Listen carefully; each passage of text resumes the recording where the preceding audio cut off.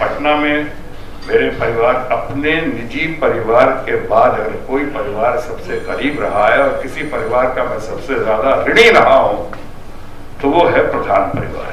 मेरे कलाकार बनने में भी इस घर का बहुत बड़ा हाथ है। अब बहुत लोग चौंक जाएंगे, कैसे घर का छोटा बबुआ, कैसे घर छोड़ के जाऊंगा, कैसे रहूंगा।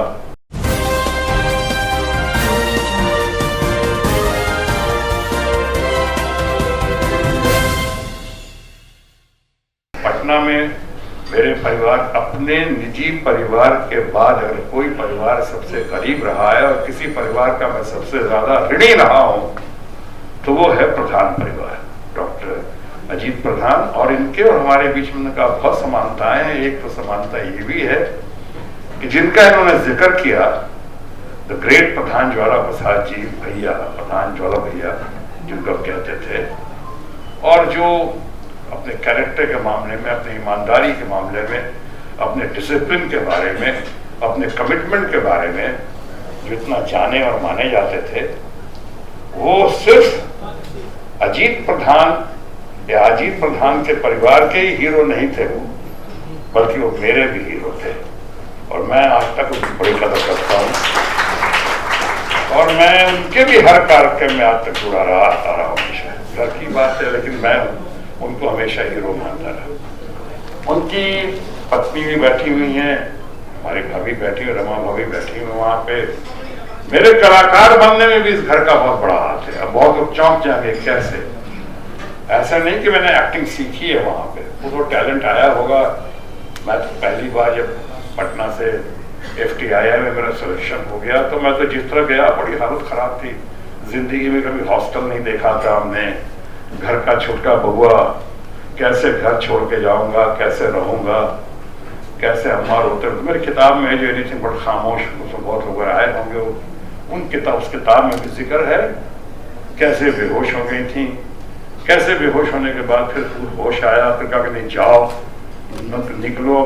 मैं रिक्शे से सामान उतरवा चुका था और मैंने कहा अब नहीं जाऊंगा इंस्टीट्यूट। कैसे माँ को छोड़ के, घर को छोड़ के कैसे जाऊं वहां पे। अम्मा को उसी वक्त होश भी आया और कहें कि नहीं जाइए, आप जाइए, हम ठीक हो जाएंगे।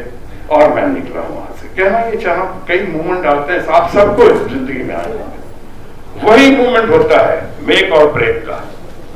अगर उस दिन में रुक जाता तो कहानी खत्म थी, शायद आज यहां भी नहीं होता, ना मुख्य अतिथि के तौर पे होता, ना ही इस कार्यक्रम का ये जो आपने कहा सभा रोशनी जैसा बड़े अच्छे शब्द का प्रयोग किया विजय बाबू, उनके अजीत प्रधान के लिए सभा रोशनी के साथ आज यहाँ मैं शेयर नहीं कर रहा होता डैश किसी तरह निकला।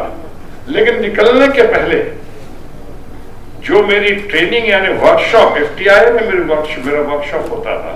FTII में तो वर्कशॉप में ट्रेनिंग लेने गया, प्री ट्रेनिंग। वो प्री ट्रेनिंग अगर मेरा कहीं हुआ है आज तक तो ज्वाला भैया के घर पे ही हुआ, अजीत प्रधान के घर पे ही। उनकी माँ की और माँ की सहेलियां वगैरह आती थी, भाभी के बहुत लोग, परिवार के लोग, उनके सामने ही एक्टिंग की प्रैक्टिस करता था।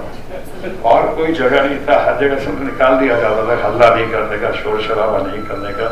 लेकिन इनके यहाँ जाता था और इनके यहाँ जाके चाहे गाने का अभ्यास करता था, चाहे कॉन्फिडेंस अपना बढ़ाता था, चाहे सीन दोहराता था, चाहे शम्मी कपूर का हो, चाहे किसी का हो, किसी की नकल करता था, स्वांग करता था।